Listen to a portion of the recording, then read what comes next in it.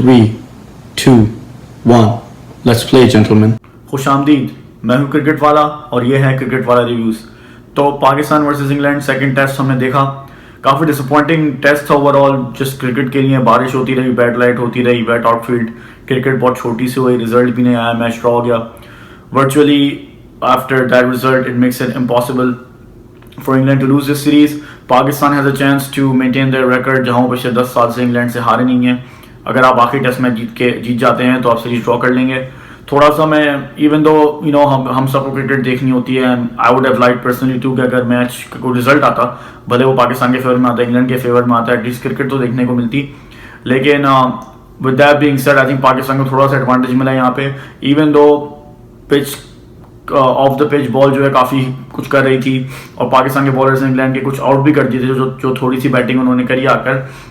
But I think उसके बावजूद फिर भी पाकिस्तान का फर्स्ट इनिंग्स टोटल्स थोड़ा सा लो था, तो इंग्लैंड आई थिंक लीड ले लेता और थोड़ा सा upper hand, not an extreme upper hand but थोड़ा सा अपर हैंड उनका ही था। तो एक तरह से पाकिस्तान को एक इजी एग्जिट मिला कि अगर चलो एटलीस्ट अब आप थर्ड मैच जीतते हैं तो you can still level the series. अगर वो मैच आप हार जाते सेकंड वाला तो फिर तो कोई चांस ही नहीं होता। तो अच्छा देखने को मिला जो भी कॉन्टेस्ट हुआ थोड़ा सा, उसके बारे में थोड़ी सी बात करेंगे और फिर बात करेंगे कि थर्ड टेस्ट में Pakistan what they can do to level the series. तो जो हमें थोड़ा सा देखने को मिली क्रिकेट, उसमें मोहम्मद रिजवान ने बहुत अच्छी बैटिंग करी। ही साइलेंस हिज क्रिटिक्स, बहुत से लोगों के खिलाफ बातें कर रहे थे। Obviously he basically replace the captain of the team. Captain को सिर्फ कैप्टनसी से नहीं टीम से बाहर किया गया, सिर्फ रिजवान केम इन। उसके बाद उन्होंने आई थिंक एक अच्छी इनिंग्स खेली थी, एक 50+ स्कोर था उनका अपने जो भी उन्होंने अभी तक टेस्ट मैचेस खेले, आई थिंक 6 या 7 और गेम्स। तो उसके बाद थोड़ा प्रेशर भी मैं कहूँगा उनके ऊपर था, थोड़े से कॉन्फिडेंस में भी होंगे, लेकिन बिकॉज फर्स्ट टेस्ट के बाद उनकी कीपिंग की बहुत लोगों ने तारीफें की थी। इवन दो इस टेस्ट में जो है it kind of went unnoticed because test match की रेलेवेंसी खत्म हो गई थी बारिश की वजह से। बट आई थिंक उससे एक स्टंपिंग मिस हुई थी इस मैच के अंदर। बट बैटिंग बहुत ज़बरदस्त करी, बहुत ही अच्छा खेला और मैं सिर्फ नहीं कहूँगा अच्छी इनिंग्स खेली। आई वुड से कि एक प्रेशर में इनिंग्स खेली, टेल के साथ मैनेज किया और मुश्किल कंडीशंस में पाकिस्तान के विकेट्स भी गिरे थे। कंडीशंस जो थी इट्सल्फ बहुत मुश्किल थी और इंग्लैंड की बॉलिंग लाइनअप की क्वालिटी तो हम सबको पता है।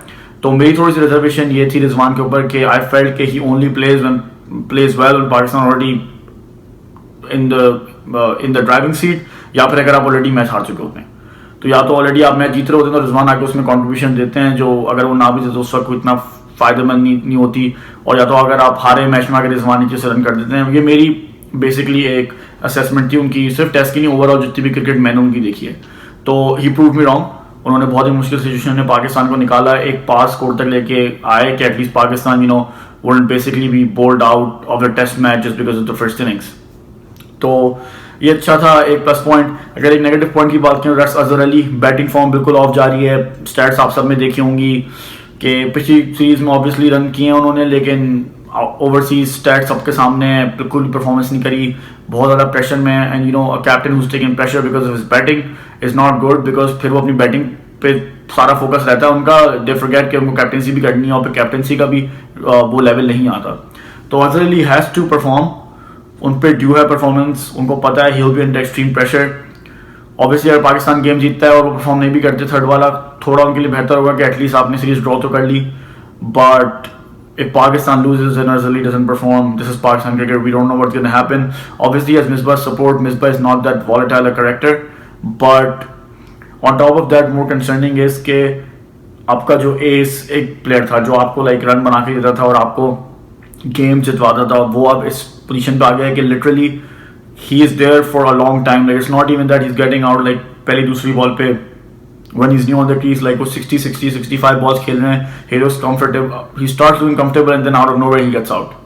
तो वो ये प्रॉब्लम जो उनका आता है वो फ्रंट फुट का वो आ रहा है और उसकी वजह से वो आउट हो रहे हैं। तो I wish him the best of luck. मैंने पहले भी जो कहा है कि personally I like him a lot as a player, तो fully he'll perform.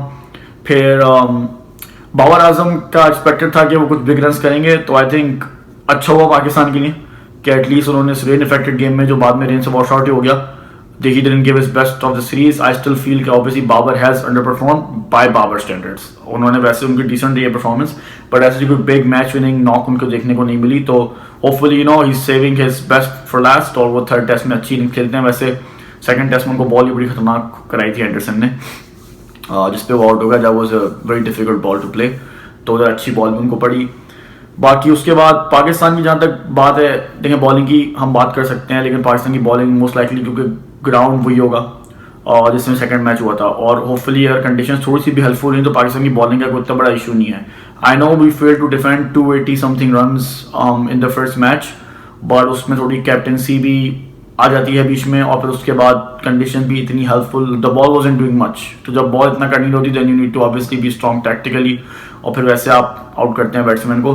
But hopefully क्योंकि थर्ड मैच भी उसी ग्राउंड पर ही हो रहा है जिस पे सेकंड हुआ था, तो होपफुली स्पिनर्स को थोड़ी असिस्टेंस मिलेगी, तो जहां पाकिस्तान का प्लस होता है दूसरी तरफ आपकी बैटिंग के लिए थ्रेट होती है ये। तो अच्छी बात एक पॉजिटिव देखें तो ये है कि आबिद अली ने जैसे भी रन बनाए, because I am sorry to say he did not look comfortable at all, उन्होंने रन बनाए, props to him, I think उनको चांस देना चाहिए, he is been performing well recently, but like उनके कितने कैच गिरे and he just never look comfortable, एजे मार के तो वो 50 तक पहुंच गए and then he got out eventually on 60, but it's good that he got some runs under his belt. तो एटलीस्ट पाकिस्तान के जो दोनों ओपनर हैं वो एटलीस्ट इस टेस्ट सीरीज में कुछ ना कुछ रन बना चुके हैं। शान मसूद पे रन दिए होंगे पहली इनिंग में जो अच्छी उन्होंने स्कोर किया था फर्स्ट टेस्ट की, उसके बाद से कोई परफॉर्मेंसेज आनी नहीं, और उससे ज़्यादा जो चीज़ खतरनाक है वो ये है he is experiencing the same problems he experience against Anderson in the last series as well. तो इस बार था कि उन्होंने फिक्स कर लिया है पहले टेस्ट में सबने वाह की, जैसे कि होता है, you know when you are performing no one really questions you. तो आई होप कि पाकिस्तान के ओपनर एटलीस्ट कुछ रन आ गए आबिद अली की के खाते में भी, तो एटलीस्ट वो जो हैं उनमें से कोई जो पाकिस्तान को सॉलिड स्टार्ट दे सकता है, because like I have been mentioning over the series top 3 जो आपके हैं उनमें से किसी ना किसी को परफॉर्म करना है। अगर ये तीनों ओपनर जल्दी आउट होते हैं तो it's too much pressure for Babar and the people to follow to get to save Pakistan every time. एक ऑब्वियसली हम address the elephant in the room, Fawad Alam. I think बहुत से लोगों ने बहुत कुछ कहा, बहुत बात हुई, मैं सिर्फ इतना कहूँगा कि देखें एक मैच से एक इनिंग से कुछ नहीं होता, और शुरू में थे बॉल कंडीशन मुश्किल थी, शुरू में आके जो है उन्होंने शुरू में तो कोई भी बैट्समैन आउट हो सकता है, तो I wish him the best of luck Fawad Alam. I feel कि अब वो कोई भी प्लेयर चाहे टीम में नया है या कम बैक करे, आई फील एटलीस्ट उसको 1 या 2 फुल सीरीज तो देनी चाहिए। तो गिवन के उनका एक मैच में तो एक इनिंग उनकी वॉश आउट ही हो गई और एक पे वो आउट हो गए, तो एटलीस्ट नेक्स्ट 2 सीरीज तक पाकिस्तान को उनको लाइक चांसेस देने होंगे, एंड देन यू डिसाइड कि okay we gonna move on from this player और we are not gonna move on from this player, जैसे भी उनकी परफॉर्मेंसेस आए। ऑब्वियसली वो फवाद आलम का स्टांस जो है वो टांग उस तरफ निकली जा रही है स्क्वायर लेग की तरफ जब से वो डेब्यू करें, एंड ही इज मेंटेन, क्योंकि मैंने जब पहले उन्होंने अपना डेब्यू किया था इतनी ज़्यादा उनकी लेग स्टांस इतना खुला नहीं था, जो उर्दू में कैंची नहीं बनती थी इतनी ज़्यादा उनकी, लेकिन ही मेंटेन्स के ओवर टाइम हो गया ऐसे, which is again a little bit hard to understand, क्योंकि ऐसा पर स्टांस होता नहीं over time, but I guess उनका हो गया। बट उसकी वजह से बहुत से लोग बात कर रहे हैं कि यार क्या इंग्लैंड में लेगा, टेक्निक नहीं है, खेल नहीं पाएगा, स्विंग कैसे खेलेगा, ये कैसे खेलेगा, तो वो सब मुझे नहीं पता कि कैसे खेलेंगे क्या करेंगे।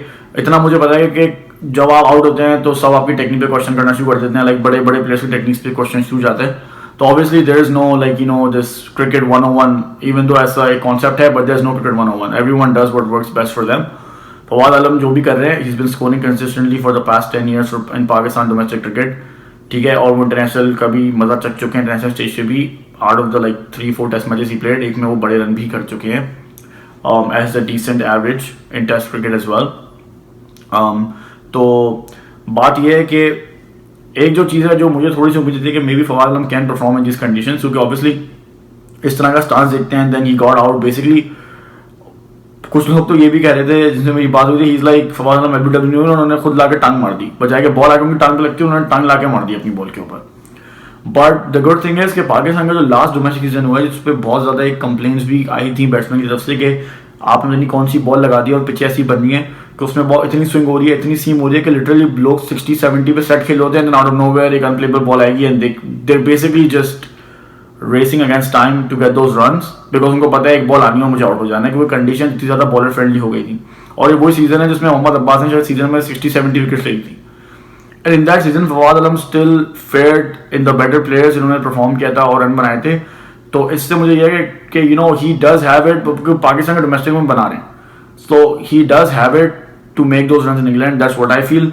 बहुत से लोग कहते हैं कि वो बना नहीं सकते ऐसी स्विंगिंग कंडीशन में इस टेक्निक के साथ run, but I think he has the runs to back it in domestic cricket, he has done the hard yards and I wish him the best of luck. इतनी मेहनत, मतलब उनकी story basically it was like an anti climactic कि वो 10 साल बाद आया and just got out on 0, और कितना प्रेशर उनके ऊपर होगा उस 10 साल बाद की इनिंग में और अब कितना होगा। तो होपफुली ही प्लेज अगैन। इससे हम मूव ऑन करते हैं टीम मैनेजमेंट पे, और टीम मैनेजमेंट जो है क्या डिसाइड करेगी टीम प्लेइंग 11 के हिसाब से। तो आई थिंक ज़्यादातर तो सेम ही प्लेइंग 11 शायद इंग्लैंड भी वही रखे और पाकिस्तान भी मोर और लेस वही रखेगा। बस एक जो चेंज आई थिंक मैं एक्सपेक्ट करूंगा, अगेन फवाद आलम की हमने इतनी लंबी बात करी, बट उसके बाद वी नॉट रेट श्योर कि वो खेलेंगे नहीं या नहीं खेलेंगे। ये बात ही कोच और कैप्टन ने भी की है कि द ओनली थिंग इज कि they will have to see कि you know based on the conditions extra spinner add करना है in Shadab Khan who can bat as well, या फिर आपको जो है फवाद आलम को ही रखना है और उसी टीम के साथ जाना है बेसिकली। और बॉलर्स उनके फ्रेश होंगे, फास्ट बॉलर्स इतनी बॉलिंग की नहीं है सेकंड टेस्ट में, और Fawad Alam can bowl a bit of left arm spin as well. तो and that's basically virtually since he's like a left arm bowler, it's virtually the same as leg spin, but obviously he's not that well equipped as a bowler. He's just a part timer, he kind of just rolls over his arm. तो वो देखना पड़ेगा, वो management decisions हैं। I hope he gets a test man, like I hope के वो test लाए and he comes and he performs and he basically puts it to rest के फवाद आलम यहाँ, मतलब अगर बाद में होगा कि फिर वो पाकिस्तान में किसी सीरीज में या किसी batting friendly like Asian condition में रन बनाएंगे, तब भी लोग ये कह रहे होंगे कि ये जो है ओवरसीज नहीं चलेंगे या आउटसाइड एशिया नहीं चलेंगे। तो यू नो एटलीस्ट इतना उनकी बात चल रही है, just too much at this point वो खेलें, परफॉर्म करें, लाइक उनको कंसिस्टेंट रन मिले ताकि फिर उन पर फैसला हो कि man is he good enough और इज ही नॉट। तो wish him the best of luck again. और ये हमारा जो रिव्यू था पाकिस्तान वर्सेस इंग्लैंड के सेकंड टेस्ट का और थर्ड टेस्ट की में का प्रीव्यू था एक तरह का। तो होपफुली पाकिस्तान जीतेगा ये मैच और होपफुली अच्छा टेस्ट मैच देखने को मिलेगा। होपफुली वेदर वापस से आके काम खराब नहीं करेगी, क्योंकि that will really hurt if the game gets like drawn because of the weather and Pakistan ends up losing the series. तो होपफुली पहले तो पूरा गेम होगा and hopefully Pakistan can keep their 10-year unbeaten record in tests against England.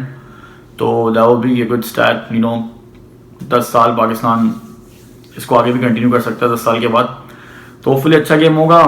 देखते रहें cricket वाला reviews for all your cricket latest cricket updates. फिर इंशाल्लाह आपसे जो है पोस्ट थर्ड टेस्ट के बाद मुलाकात होती है।